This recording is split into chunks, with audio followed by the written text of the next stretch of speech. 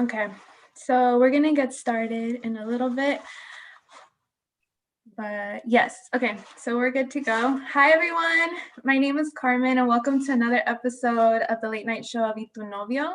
I wanna give a huge shout out to our previous guest, my dear friend Champion. We talked about a very interesting topic which has both its pros and its positives because it was about debunking the myths of dating someone in the military. That's a discussion that, it's a double-sided sword. So if you're interested in getting to know a little bit about how a service member deals with dating in the current times, take a look at that episode. I think it's very important. But on this episode, we're going to be talking about sex toys, consent, and pleasure. I think it's a very important topic, especially since we are in quarantine. So not everyone, has the luxury of being quarantined with a significant other or a sex partner. Sometimes we are by ourselves. So I do want to introduce the special guest that we have today. She is based out of New York City. So, there is a time difference here, but we have sex specialist Bahar here. So hi, welcome. And please feel free to introduce yourself. Yeah, hi. Thank you so much.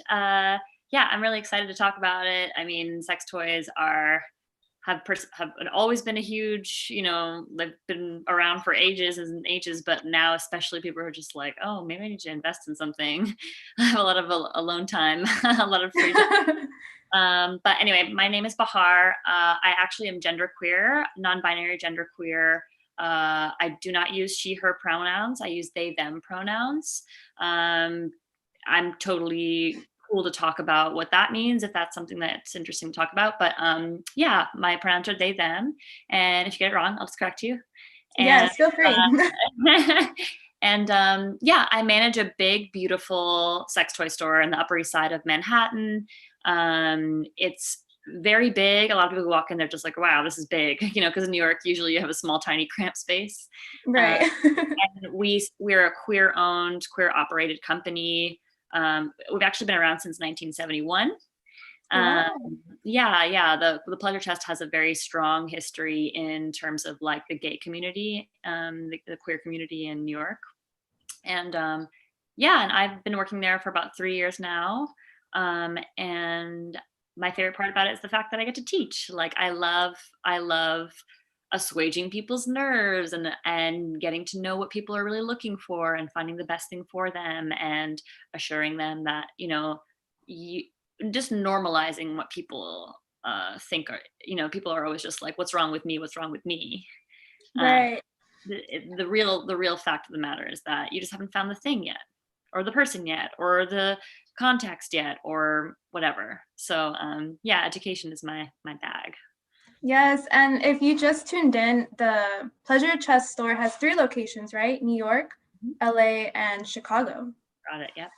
Yes, so if you are in those areas and you happen to stop by, I definitely think you should check it out. I've gone to the LA store since I am based in LA, but if and when I go to New York again, I definitely want to check out the New York City store. Yeah, true. Obviously, like because of the quarantine, we have limited hours now, and very short staff.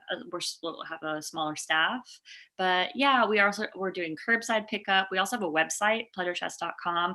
Obviously, I'm not here. I'm here now as Peach Fuzz. I also have my own just like educator gig on the side, but I love my job and I love the Pleasure Chest. Like where just working there is has offered me so many just opportunities to teach and talk. So yeah, I'm always about like cross promoting and having people come in because then I get to meet you. So yes, and I think that's honestly another reason why I really wanted you on board to come on the show, because people don't associate sex shops with education, and that's something that is the first topic that we're going to be talking about, kind of like the taboo of going into a sex store, sex shop, either by yourself or if you bring a friend along.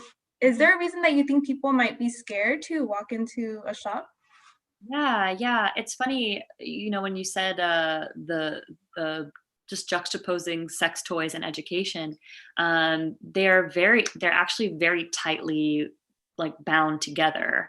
Our society expects us to just like know sex immediately without any foundation whatsoever. We have very little and almost anti-education about sexuality in this country alone. I mean, like a lot of other countries as well. So coming into a sex toy store, sometimes people are shocked about how much there is they don't know about their own bodies and about what toys can do for them. And yeah, I think the taboo of coming into a store, obviously just sex is scary for some people. And again, this anti-education or negative sex negativity or just like fear about what might be inside the store. Yeah, it's like Pan's Labyrinth. I think that's you're like, you don't know what's in there. Yeah. None of us are scary. None of us bite. I know that some people what I think is maybe that the history of, sex shops have been that they used to be in sort of rundown areas. It used to be that, since porn was not as accessible as it is now, people used to literally have to go places to watch porn. If you wanted to see something, see some sex that you are interested in, and sex shops would be the place, and they'd have things called booths where you could go and sit and masturbate. Obviously, like I can't say that it's completely wiped out. I'm sure there's some places you can still do things like that, but it's not as common now. And you can also just think about like, okay, so someone's jerking off in the room next door. Like, what does it have to do with me? Like there's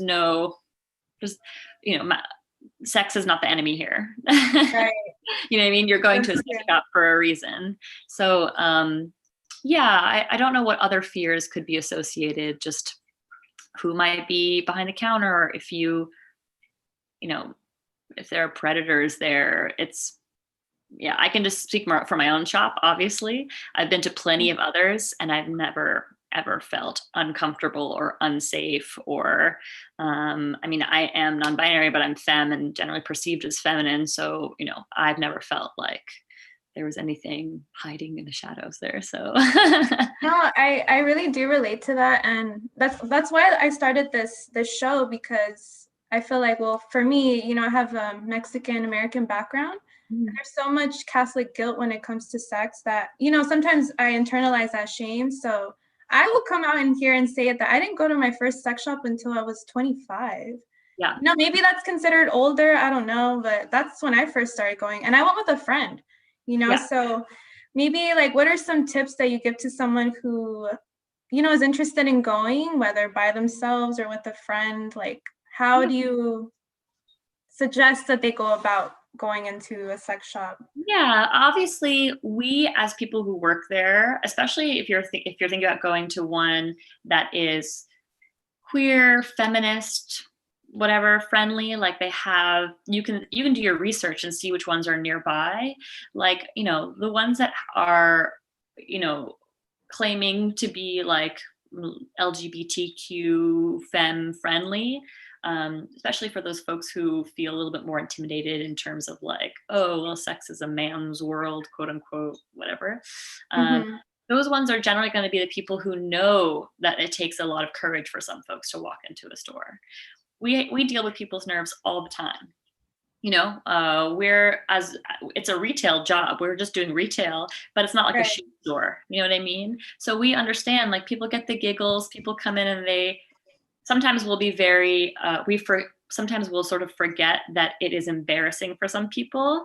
So we'll say, I say things like cock ring, clit, asshole. I'll say things like that in the store, and sometimes people will just be shocked that I'm using that terminology.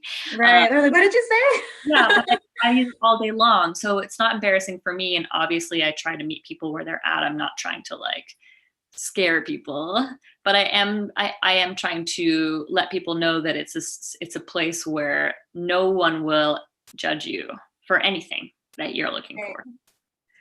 I want to say, I'm not sure if it's the same in the New York store, but I think in the LA store, if I remember, there's like a big, like it says "sex is fun," or there's like some letters in the store. Oh, it's back.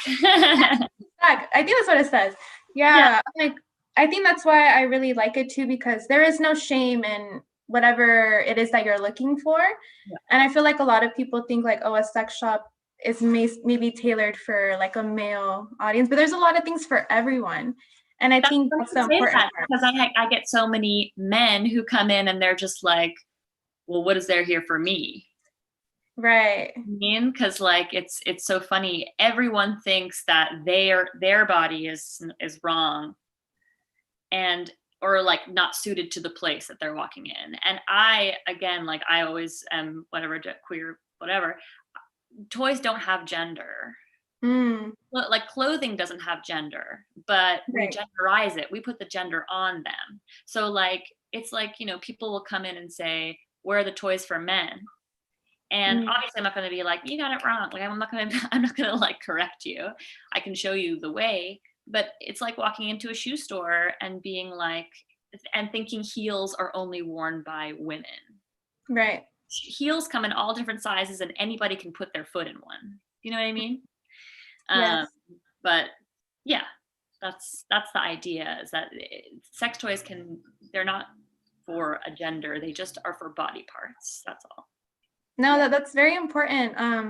So if someone walks into the store, what are some items that they might find? I know before we like jumped on, you said that you had like a couple of toys that you wanted to show. So Yeah, what are some things that someone would see maybe on a shelf or they're yeah, walking in? for sure. So generally the first things I ask when people walk in, especially if it's someone who's never been in there before, um, I I actually will first just ask if they want to even chat at all. Some people just want to take it all in because it is very big and there's lots of things that they've never even seen or heard of. So like I just let them take it in.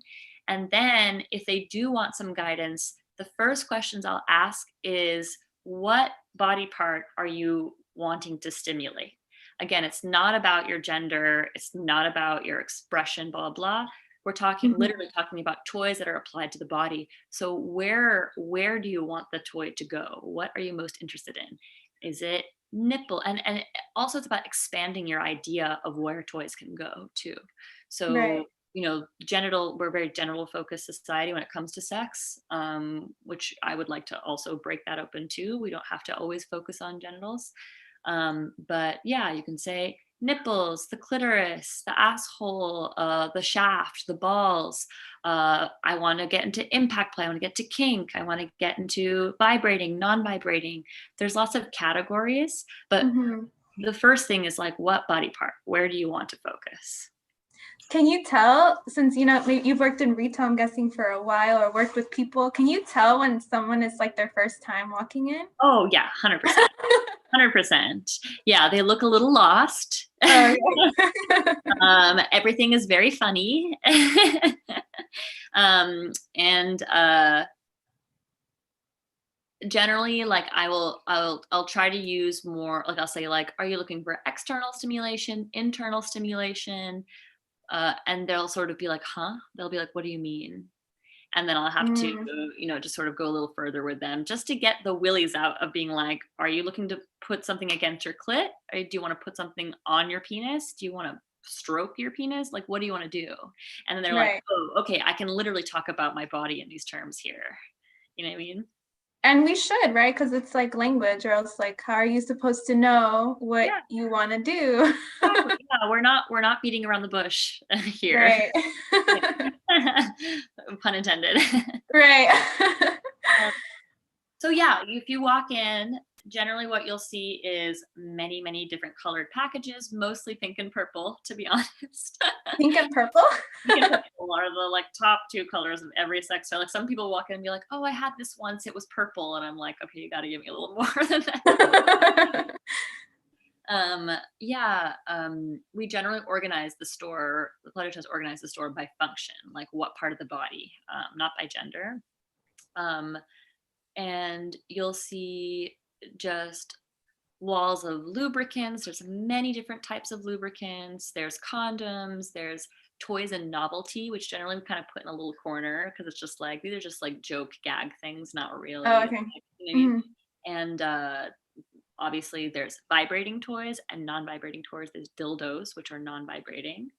Mhm. Vibrators in general are every shape and size. Like some people, when they say vibrator, they think of one specific thing. They think of like the pocket rocket or a vibrating dildo, like a long thing. Mhm. My category of vibrator is anything that vibrates. So butt plugs are also vibrating. So if you say you want a vibrator, you still have to tell me what. Right. Yeah, and then we have a whole other section that's all kink and BDSM. So that'll be where all the impact toys are, the blindfolds, the handcuffs, like nipple clamps, all those sort of other stimulation. We have a small like gender play section where people can go find things that are like gender affirming, like packers, which are soft penises that you can wear if you don't have one and you want to have one, or binders to bind the chest down. We have a whole strap-on section where you can buy the strap and the dildo together, or their kits. Yeah, lots and lots of things. Wow, this is like it's kind of like a candy store for whatever it is that you're into. It is, yeah. And I think it's important too, like if you're tuning in, for everyone, like sex and technology, I feel like is just kind of like blending in, like sex tech, and then you are a sex specialist, you know, so I feel like, how has that impacted the way that you teach? Do you practice what you preach, is kind of what I'm asking. Yeah. Oh my God. Well, does anyone really? But yeah, in terms of like when I teach, it comes from an anatomy focus. We talk about anatomy, and we talk about how one of the main things I like to teach, again, being this fucking genderqueer, genderfuck, whatever, is that our bodies are actually much more similar than you think. If you, the way you like to touch yourself, you generally have home base advantage in terms of touching someone who looks maybe a little bit different than you. All of us in the womb are the same, and we all, we all change based on whatever chromosomes are swimming around. But yeah, sorry, I kind of lost my train of thought there, but yeah, coming from the terms of anatomy, and then hitting up against the way that designers take toys and they change them to hit these spots that we are still even debating. Like the G spot is still a contested thing, even though there are multiple accounts, thousands and thousands and thousands of accounts of a G spot existing. Right. So these toys are designed to stimulate these areas that people are like, I don't even know if it's there. What would you say for someone that's like, well, like what's the point of like buying a toy? Why don't you just tell your partner to do what you want? Like, why would you need additional assistance from a gadget? For sure. Yeah, that's one of the number one things I tell people who are new, and they're looking for something, and I'll recommend something, and they're like, well, I have my partner for that. Well, I like to talk about what sex toys are not. And not only are they not shameful to use, they're not replacements for people. They're robots. They're cold, unfeeling, unseeing, non-judgmental. They are tools. That's what sex toys are. They are tools to enhance and change what you're doing already, on top of the stuff you get from your partner. It's not a replacement. Your sex toy won't ask you how your day was. I hope it doesn't. Maybe one day, who knows? True, the way technology's going, you never know. Yeah, your sex toy is not going to growl something into your ear. Like, you know what I mean? The analogy I like to make is that if you need to change a light bulb, you're not going to be ashamed and embarrassed to go get a ladder. Right. The ladder. You need the ladder to change the light bulb. It has nothing to do with you or your body or the light bulb or the ladder. It's just a thing. So, yeah, that's the number one thing that I say to people. They're just tools to add and enhance. Right. Also, I did want to point out the fact, because I mean, when you buy a toy, it's not just like, oh, I'm gonna buy the toy and then just use it. There's, aftercare, like hygiene, maybe, like you said, you had mentioned lube. Did Did you want to explain, I guess, the type of lubes that you can use with the toys? Because not every lube I think you can use with a specific Absolutely toy. right. Yes, you got it. This is like the number one thing. There's a lot of lube shame in the world too. Hi. I know, special guest, Kitty. um, yeah, there's a lot of lube shame where people are just like, oh, I don't need that. I'm wet enough. And then like Cardi B came out and it was like wet ass pussy was like the biggest thing. And I'm just like, oh girl, like I love this, but also now everyone's gonna feel like their pussy's not wet enough. Right. Yeah, I do. Lube will change your life. If you don't buy a sex toy today, the first thing you should try is try lube. It changes everything. And just make sure you're buying good lube. Make sure it doesn't have glycerin, parabens, or propylene glycol. Those are the 3 no-nos. Yeah, generally my top brands to recommend are Sliquid, Sliquid, and this is Hathor. This is one of my favorite brands, or Sutil, Sutil. Really pH friendly, on the thicker side, and in general with water-based lube, you need thicker lube. I recommend thicker lube because the lube evaporates more quickly.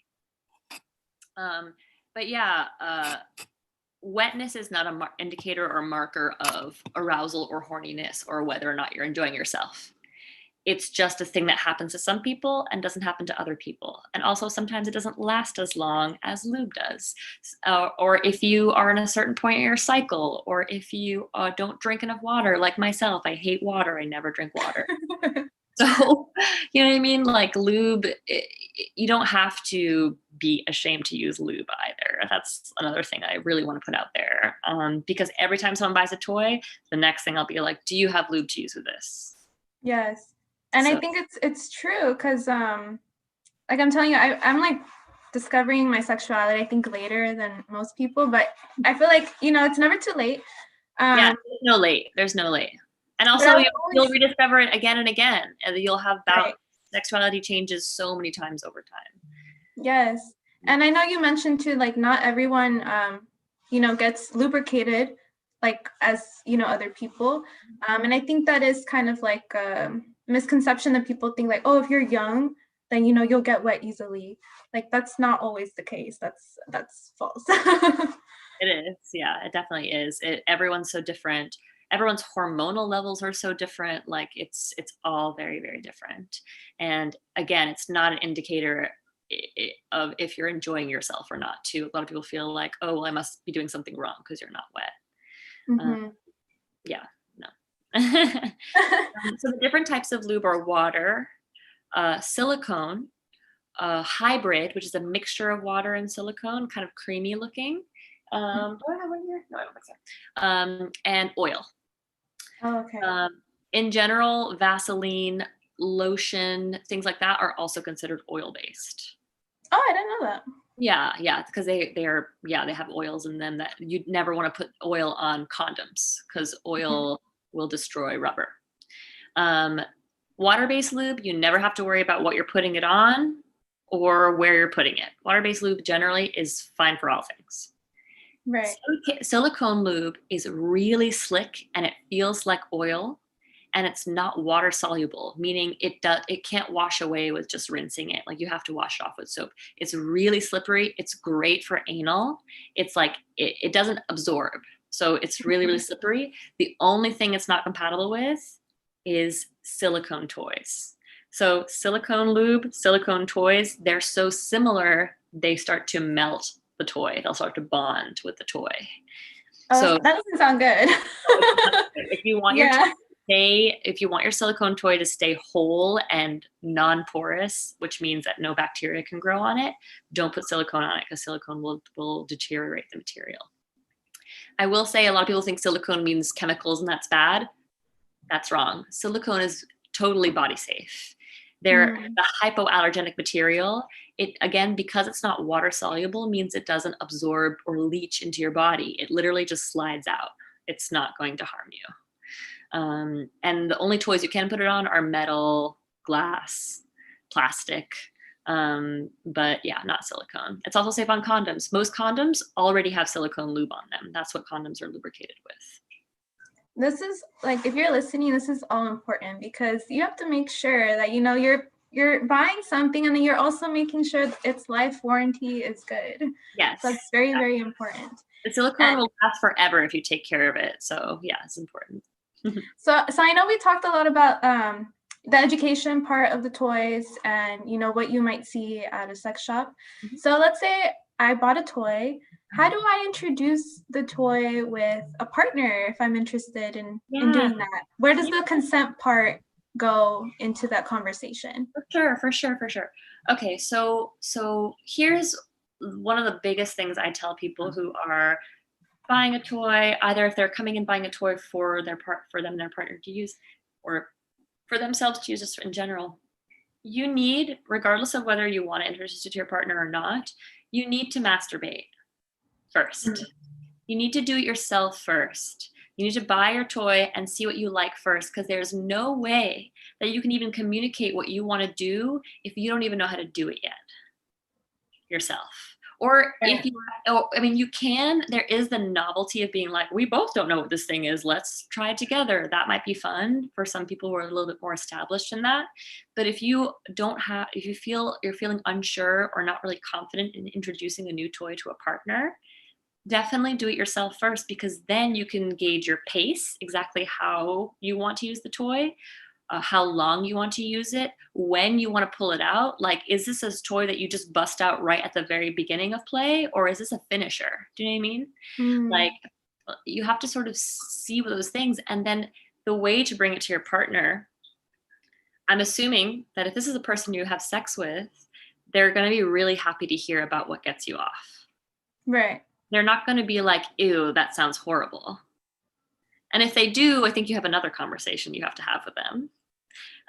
You know what I mean? Mm-hmm. So if they hear about this amazing time you had having solo play with this thing, I'm assuming they'll want to join in too.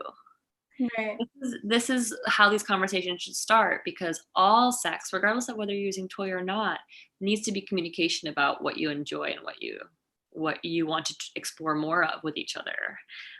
Whether it's toys or kink or BDSM, or even like, hey, like, let's try another position. Like you're communicating this all the time. So yeah. I think that's very, very important. Like, because, you know, like I always see in movies, or that people just automatically like whip out the toy and you're like, what? Yeah, you're like, I would be a little scared. I'm like, what the hell? I didn't expect this.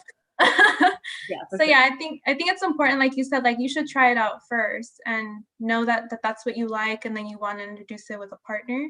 I think I actually have questions from the audience, if you don't mind answering. Of course not. Oh my god. Let me see. Okay,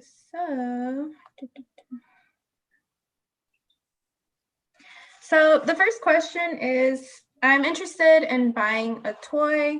How do I know that if I order something, it's going to be discreet and, you know, the person that I live with won't know that I'm ordered something like that? Yeah, for sure. Again, I can only speak for our sex toy company. The pleasure chest, all the packaging is discreet, and the charges on your card and the packaging itself, the only indication is what it says it's from. It says TPC Ltd. Or TPC, whatever. Yeah, that's the only, it doesn't say, there's no colorful anything. It's just TPC Ltd. So yeah, very discreet. Yeah, even in the store, we have options for non-labeled bags. You know what I mean? Like, we'll have black bags with our logo that's black too, so it's kind of discreet. But if people are really just like, please don't, then we have just black bags. So yeah, we definitely thought of that. Yes. And then someone asked, like, is it just like, can we buy things online, or is it just better to go in the store, depending on what you want? It's like the whole variety that you see in store online. Yeah, I mean, I'm of two minds about it right now, because in general, I mean, we have a great website, and the website is it's a warehouse in LA. So like the stock that's on the website might not be the things that are actually in the store, either in Chicago or New York. So the best thing to do, if you don't want to be in a public space, is to buy it online. Call So, well, you can order on the store and then it'll come shipping to it'll ship to you.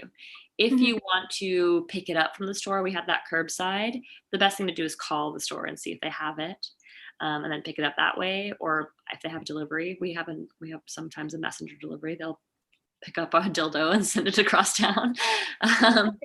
But my opinion, pre-quarantine and in general, is you have to see the toy. You have to see how it works. You have to feel the vibration. You know, like sometimes you'll see it online and you just don't know exactly. It's like buying glasses. Like I just bought glasses and I was just like, oh God, like I know in theory I like what these look like, but putting them on my face, like who knows? Right. So yeah, I definitely recommend seeing the toy, feeling the toy, seeing the size of it, seeing if you can even imagine yourself using it. In person is always better. But again, with quarantine, thinking about like with COVID, just thinking about what risk that is and like coming into the store and touching things and being around people, like, yeah. Yes. And then for those that are interested in like following the Pleasure Chest, what are their like socials? How can they? Yeah, so Pleasure Chest, you can always follow Pleasure. It's Pleasure Chest stores, and that pans across all the locations, and you'll see all of our like IG live classes. We're trying to do them every other Wednesday. Sometimes we'll skip a few. Next week, actually, it's going to be the assistant manager and SNR operations manager, Iona Pearl. They are doing like a small business Saturday sort of discussion about We Vibe toys, which is really fun. So definitely follow Pleasure Chest stores. You can also follow me, Peach Fuzz Co-op, COOP, just for like education, toy reviews, just like general thoughtery. There was one question. They were like, is it like, I don't know how to explain it. Is it like the more expensive the toy, the better? Or can you still have, really good time with something that's not super expensive? Totally. We are always happy to be like, what is your budget? Like, what do you not want to spend? What's the limit? And then we're always happy to find something that'll work for you. Obviously, we have opinions about some toys that are just crap. Like, if you want to buy something that you will have a good time with, like, don't go for something that's like $10. Right. You know what I mean? We have those things that are $10, but I guarantee you're going to throw in the trash. In general, we recommend things that are made of a good material. It's safe for your body. Generally, I recommend things that are rechargeable and not battery operated. Because that way the motor will just be a better quality and it'll last longer. If it's a battery operated toy, the industry is not regulated, so they can say whatever they want on the box. They can say like, yeah, this is 100% waterproof. It's not waterproof. If it has a battery compartment that you put batteries in, if water gets in there, you're screwed. So just get a rechargeable toy. We have little bullets, like vibrating bullets that sometimes are just all you need to do the trick for as low as like $25, $30. So, you know what I mean? That's sometimes enough for some people. But again, it really depends on what kind of sensation you're looking for. We're always happy to find the thing that fits your budget and fits what you need. Yeah, I had a viewer's like, well, I'm not trying to spend like $300 on the toy. I'm like, well, everyone has a budget. Yeah, sometimes it's easy to do because again, it's a toy store. But like here, let me show you some examples of some things. Like, let's see. Like, I don't know, this is a vibrating bullet by Hot Octopus. It's just a bullet. So you can see it's kind of funny shaped. It has this little point here. The idea is that, I don't know if you can see in this my lighting is maybe not the best. But it's just made of silicone. It's very firm. And the idea is that you just apply this to the part that you want vibration. You can tickle places that are with the pointed tip, or you can apply a little more surface area with the rounded tip. And it's a strong, rechargeable, waterproof vibrator. And I think it's about, I want to say it's about $40, $50. And I think that also comes with like design. People think like vibrators can't be like sleek or even like chic. Like that looks pretty chic to me. That doesn't look threatening or, scary. Yeah. It's by Hot Octopus. I think it's called the AMO, AMO. Yeah, it's an awesome vibrator. And then you'll go from there, you'll go for things like this legendary vibrator. This is the magic wand. And Oh a lot of yeah. people are like, oh my God, that's so big. I hate it. Why would anyone ever touch that? This thing, it changes a lot of people's lives. Like people have tattoos of this toy. It's it's a life changer because what it is a very strong, and again, there's no shame in needing more power. Some people are just like, oh, well, then I'm just going to be, all my nerve endings are going to die. I'm going to get addicted to my vibrator. That's not true. Mhm. You can get addicted to the pattern that you use your vibrator. Like if you use it the same way every single time, that can be addictive. But the vibrator itself, like you're not going, like, as long as you change the way that you're doing things every time. But yeah, lots of surface area, lots of power, really great for couples because you can use the handle in a more reach around. You can tie it to bodies. You can this thing is awesome. And this is about $130 for the rechargeable cordless magic wand. The corded one that you have to plug into a wall is like $60. Oh. So if you need power and you want a little bit of like an extra jolt. And also there's a whole market of toppers. You can buy little things that fit over the head that have like attachments that are like dildos. So you can actually penetrate with it, or, you know what I mean? Or Mhm. have ones that you can stroke a penis with. Actually, it has like a little sleeve on top that you can harness the vibrations and stroke a penis. So yeah, magic wand, legendary. That's like the iconic. Yeah, truly. Yeah, it is. It is because it's delivering very deep penetration. And if you think about vibrators, all they're doing is massaging your muscle and tissue. It's Mhm. just applying them to more sexy places than maybe your back. Like this originally was marketed back in the 60s as like a back massager. And then all these Right. feminists were like, actually, I'm coming because of this thing. We're innovative. Yeah, exactly. They were just like, I'm just going to put this down here. But yeah. And if people want to follow you directly, like on your page, is it mostly like educational? Or do you also offer classes there? Yeah, I mean, like, obviously, it's kind of like my little side thing. I love when people follow me. I love when people DM me questions. Sometimes I will just cross promote with the Pleasure Chest and try to like post some of the IG lives I do there on there. Yeah, I've done a lot of little things like that, just like reviews of toys and yeah, definitely. Peach Fuzz Co-op. Yes. Don't forget to follow Peach Fuzz Co-op on Instagram. I learned a lot. And also Pleasure Chest stores. Stores with an S or store? Stores with an S, yes. Stores with an S. And thank you so much for coming onto the show. I know you're live from the East Coast, so I know it's a little later over there for you. Nighttime, very cold. It's actually like below 30 right now. I don't know what it's like in LA, but Oh my God, LA is crazy right now. But thank you so much for coming. I think everyone learned a little bit more about sex toys and just how to introduce that into your life if you want to, right? Because yeah. everyone has the options to do that. But thank you so much. I'm gonna put all of her information down below, and then also the website to see if maybe you want to buy a sex toy for yourself or for a partner. But thank you so much. And don't forget, we are live every Wednesday, 8 o'clock Pacific Standard Time, which is 11 Eastern Time. But yeah, don't forget to tune in. And thank you so much. I hope you have a great rest of your night. Thank you. Yes, it was such a pleasure. Thanks so much. And I will definitely check out more of your lives too. Yay. Yeah, definitely have more of those. More kinky ones I think are coming up soon. So we'll see.